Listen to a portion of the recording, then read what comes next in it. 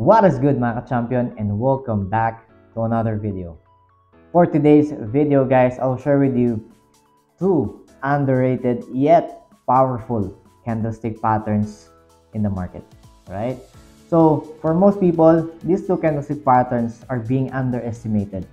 But if you have the proper approach and you know how to spot it, it can be very helpful when it comes to identifying potential reversal sa market. Right? So ano nga ba yun? That is our inside bars. So before we dive into our lesson, let me just thank all of my TFP VIP champion students all over the globe, subscribers, followers, and sa lahat ng mga sumusuporta. Alright? So without further ado, let's get straight to our lesson. Alright, so ano nga ba tong inside bar candlestick patterns? Okay, so definitely these patterns are being used as a reversal pattern or a pattern to identify potential reversal sa market. Okay, so we have two reversal candlestick patterns. So yun nga yung ating bullish reversal inside bar and yung ating bearish reversal inside bar. So let me just discuss with you bakit siya potential na reversal. Okay, so tandaan nyo guys, on our prevailing trend, okay, for bullish reversal, ginagamit yan when we are at a proper support level. So, ibig sabihin, the prevailing trend is a downtrend.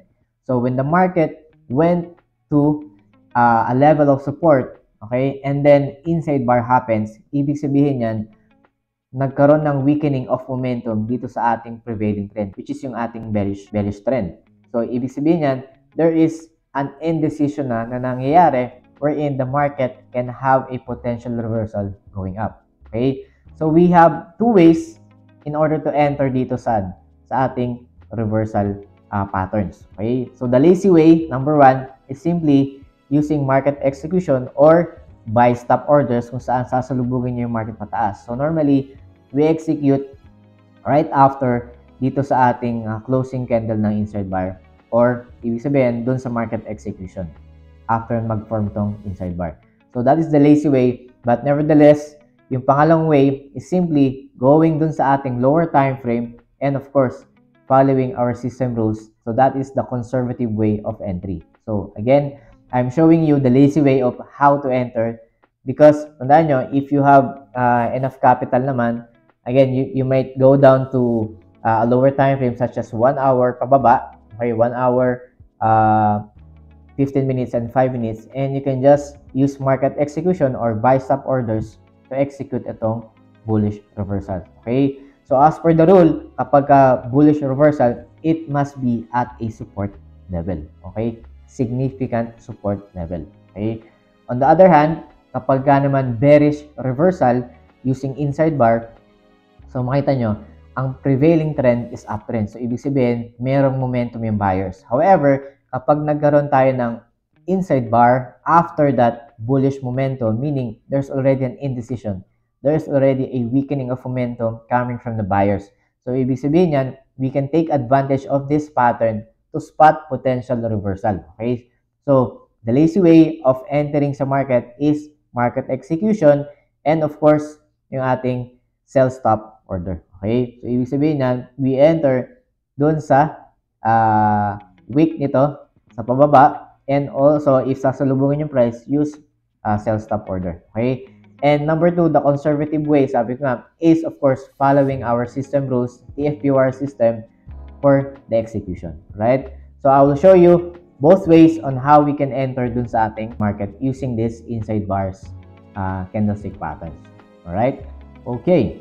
Okay, so let's just have an example, no, for this inside bar candlestick pattern. So sabi ko nga, if we're going to look for a bullish reversal using inside bar, definitely kailangan makita natin siya saan?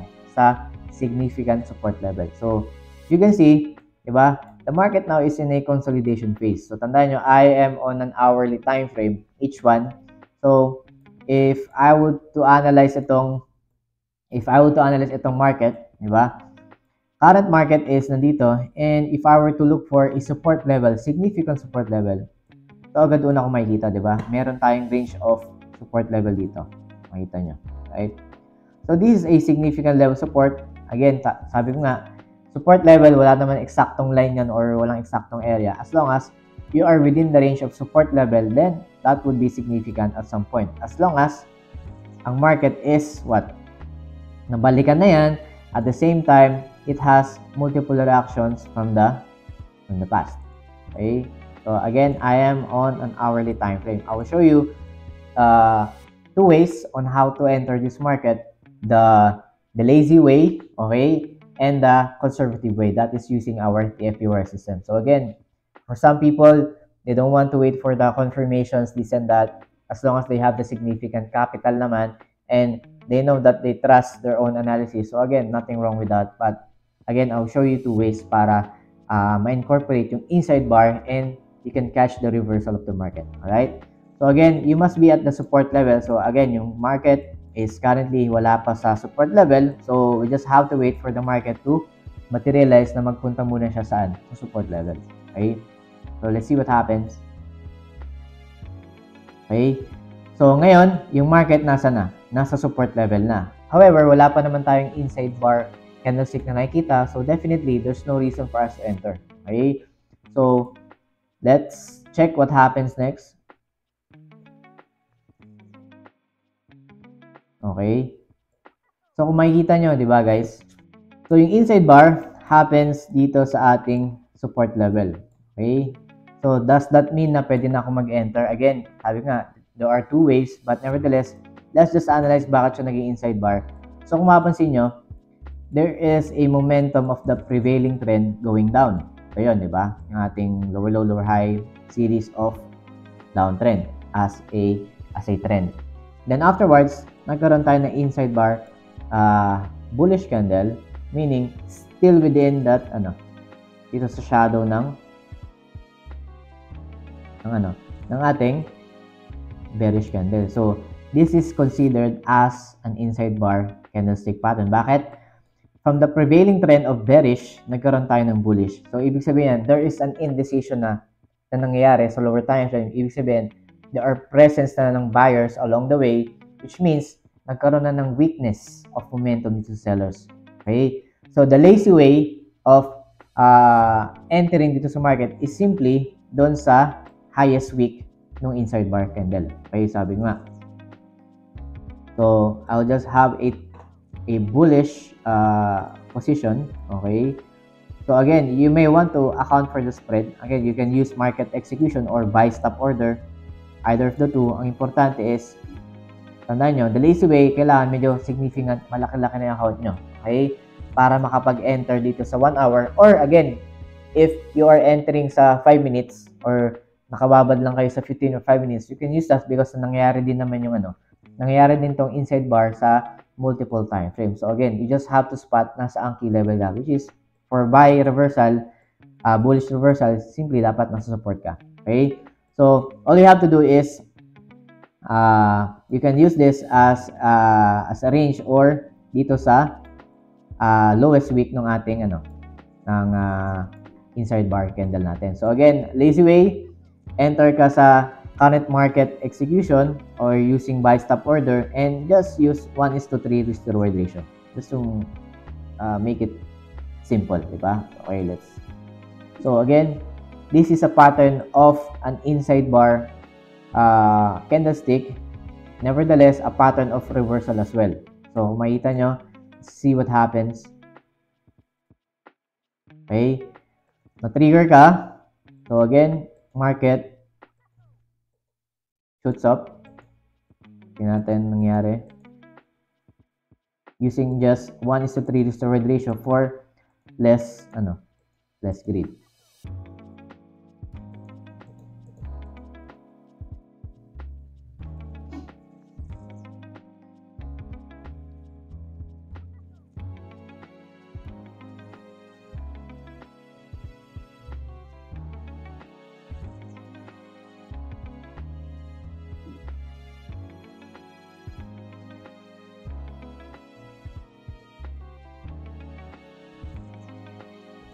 So it took a while, but nevertheless, let's see what happens.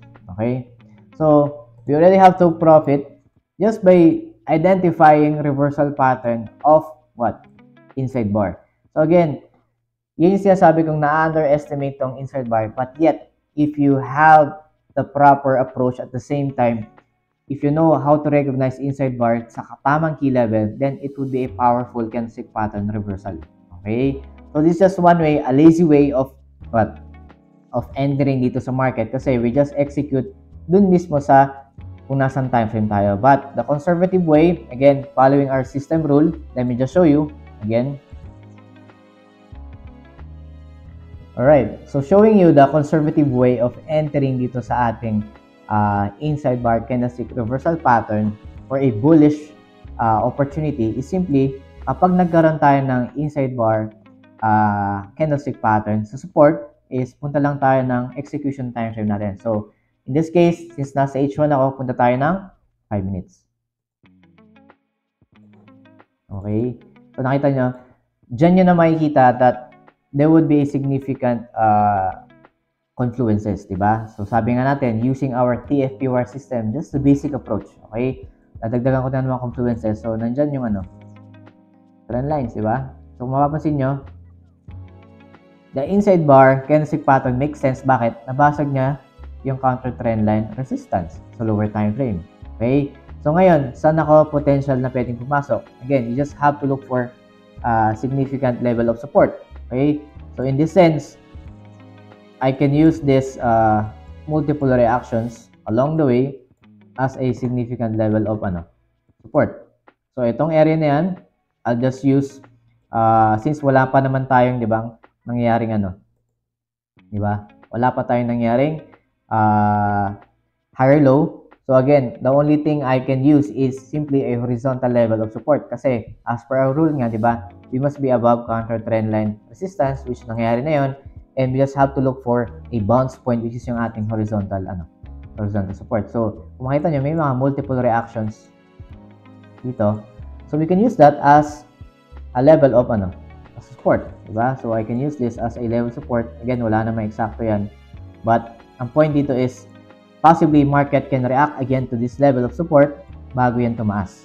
Again, as a reversal, diba? So, possibly, yung reactions na yon, okay, that will serve as your, what? A higher low. But, no one knows that until it happens. So, again, ang pinoprovide lang na clues ngayon ng market is simply dalawang confluence lang, which is yung ating horizontal level or ating counter trend line resistance, which yun na yung nangyari, right? So, I have marked my key level of support, horizontal support, and counter trend line resistance. So, I just have to wait na mag-react dyan yung market again, okay, as a retest. But this is the conservative way. Okay, so mayroong area dito tayo na weak, but again, you can use this as what? A level of placing your stop loss and less greed. 1:3 lang. Enough na yun. Okay? You don't have to be greedy naman. So, 1:3. Ayusin lang natin yung ating target. Okay, 1:3. Yeah. Okay, saktuin na natin. So, let's see what happens. Kung mag-react siya ulit dito, then it will be good. Again, in reality, no, you always account for spread slightly above. Okay, medyo 2 to 3 pips above nung level of support. So, sabi nga, I can use this wick sa pinakahuling bearish candle na to, okay, as a level of entry. So, again, wala na may eksaktong level ng support as long as you know this is significant level from the past. Kasi, meron tayong reactions, nadaanan yan from the past, and this level. Okay? So, again, it might look not too much action as of now, but then again, this is a reversal pattern. So, sudden reversal using candlestick inside bar patterns. Right? So, let's see what happens. See, na-trigger tayo doon, and using just 1:3, binalikan niya pa. Okay? So, again, we already have to profit just following a simple rules dun sa ating TFP warrior. So again, you can go wrong if you know how to approach yung ating inside bar candlestick pattern. Okay? So again, this is just a simple way of capitalizing on these basic candlestick patterns na na-underestimate natin. Okay? So don't get me wrong, when I was scalping several years ago, I always incorporate inside bar. Bakit? sabi nga, napakalakas sa signal nito for identifying reversal. But then again, I must be on the proper key level. Okay? So, again, another example, doon naman tayo sa bearish. Okay? Let's see what happens. Check natin. Alright. So, for the bearish reversal, okay? So, tandaan natin, ang prevailing trend dapat must be bullish. So, ibig sabihin, dapat pataas ang market kasi we want to catch the reversal point. So, again, we must be at the key level of resistance or significant level of resistance. So, at this point, meron tayong key level of resistance, diba? So, again, we just have to wait for the market mag-react dyan, or, again, we must see at least a pattern dun sa ating level of resistance nito. Kasi, again, it has a significance from the past, providing multiple reactions even from the historical data, diba? So, nagpapalik-balik dyan yung price. So, again, this is just a basic approach, but it can be very powerful if you know how to approach it. Okay? So, again, we have here our key level of resistance, diba? And the prevailing trend is simply going up. So, if I were to show you again yung ating review ng ating patterns, okay? Just to have a recap, diba? So, sabi nga natin, yung ating bearish reversal, okay, simply under the cloud ng ating bullish candlestick or under the shadow nung bullish candlestick. So, ibig sabihin, kung kanina yung bullish, kulay red yung prevailing trend, which is bearish.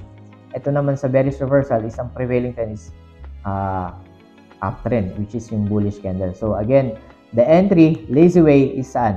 Bearish reversal is sa lowest wick ng ating inside bar. Okay? And the conservative way is, yun nga, following our TFP Warrior system rules. Okay? Para, again, mas optimal yung inyong entry. Nevertheless, both entries can work both ways as long as you have, diba, the proper approach and proper risk management. So, going back to our charts, okay, meron tayong resistance dito. Okay? So, baguhin ko lang to into red para lang mas alam natin na yun ay selling zone. So, again, meron tayo dito. So, again, you can use line, you can use zone. Nevertheless, you get the point. Kailangan aware lang kayo that you are entering on a seller's territory. So, again, maghahanap lang naman tayo ng inside bar along the way, o lalo na if mag-touch yun din sa zone. But nevertheless, significant pa rin yun as a means to identify reversal. Okay, so let's see what happens.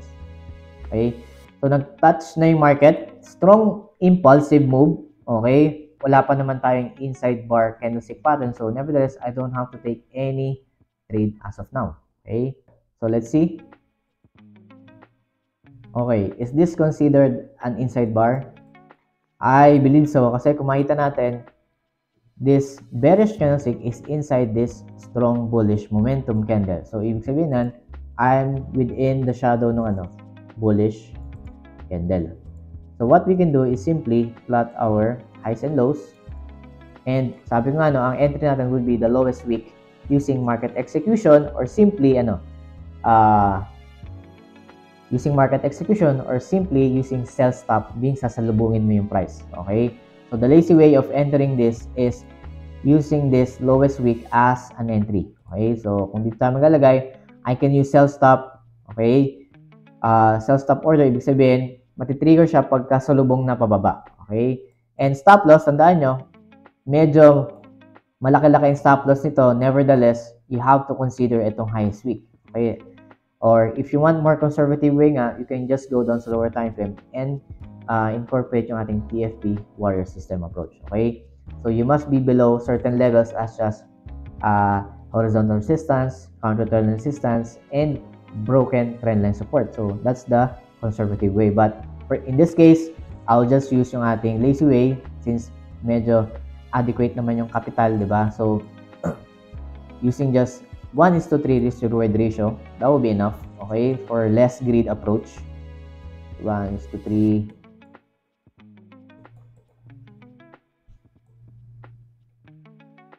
Alright, okay, so 1:3 approach, okay na yan. So, let's see what happens dun sa market. Again, the stop loss must be considering itong highest wick kasi anything can happen. It can be reacting to that same level again. So, most probably you will lose the trade and mas stop out ka And in that sense, magkakaroon ka later on ng regret kasi tama naman yung overall directional bias, which is pababa. So again, don't be cheap pagdating sa stop loss kasi bakit? You must consider stop loss lalo na yung range, but again, you must calculate your risk, okay? So I'm just giving you example how to approach this, but in reality, I'm calculating my risk, okay? I am aware nasan ako sa key level, okay? So this is just the lazy way of doing it to show you how powerful yung inside bar candlestick pattern. So we have an inside bar candlestick pattern which is the prevailing trend coming from uptrend and suddenly loses its momentum. So this is a consolidation phase dun sa lower time frame showing indecision. Okay, so see what happens. So I got triggered. Okay, so meaning na-trigger na tayo at the sell stop. Okay, so again, it already took profit taking our 1:3 steroid ratio approach. So again, inside bar can be very helpful lalo na if you know you are entering on a significant level of support or resistance. So you must have the proper recognition ng pattern before you enter right away dun sa market. So again, you can use this as an additional arsenal dun sa inyong trading system. Okay? So I'm just giving you additional ideas so that you can have a higher probability of winning lalo na sa mga trades nyo. Again, I'm saying na no strategy is perfect, but nevertheless, we can just add up some here and there when it comes to concepts and analysis para mas mag-improve pa yung ating trading performance, alright? Or ating trading results. Okay? So I hope nakatulong na naman sa inyo to guys, itong underestimated, underrated candlestick patterns, yet very powerful if approached properly with, of course, risk management and in confluence with your trading system. Alright? So again, thank you so much to all my TFP VIP champion students all over the globe, subscribers, followers, and sa lahat ng sumusuporta. Alright? So God bless. See you all on the next videos. Bye-bye. Oh, I just want to inform and announce that our TFP VIP champion student private Discord community is already up. And yeah, here we have several channels wherein we share our technical trading ideas among each other. And of course, we also have our weekly trade ideas para sa ating mga weekly forecast para sa mga currency pairs and some announcement section. And of course, since tayo ay global, of course, we have other students as well na galing sa mga ibang bansa overseas. So we here we introduce ourselves and introduce kung saan tayo galing, sa bansa tayo ngayon, OFW man o hindi. But nevertheless, this is a healthy community para mag-share ng mga trading ideas para sa inyo guys. And hopefully, I will be putting up a server publicly para sa mga baguhan naman and those mga followers and subscribers natin. Alright? So yeah, this is just a minor announcement and hopefully guys, you can join us and make this community grow lalo na sa ating mga estudyante nag-aaral. Alright guys, so mga baguhan pa lang. But nevertheless, everyone here wants to learn, wants to make profit from the market. But as much as possible, we're all equal in the eyes of the market. Alright guys, so that would be it. So yun lang and thank you very much. Alright, bye-bye.